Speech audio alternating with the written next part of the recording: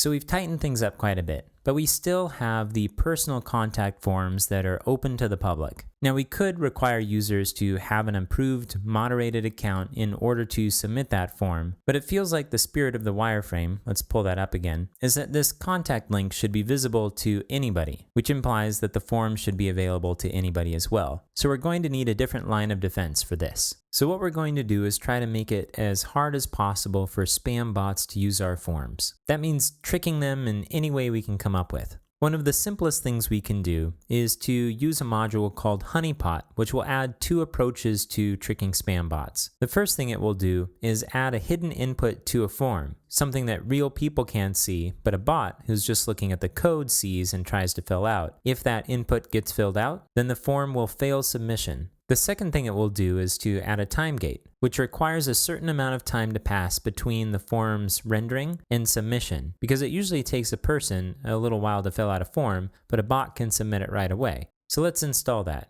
I'm going to go to the project page for Honeypot at drupal.org/project/honeypot. I'm going to scroll down and I'll copy the link to the tarball.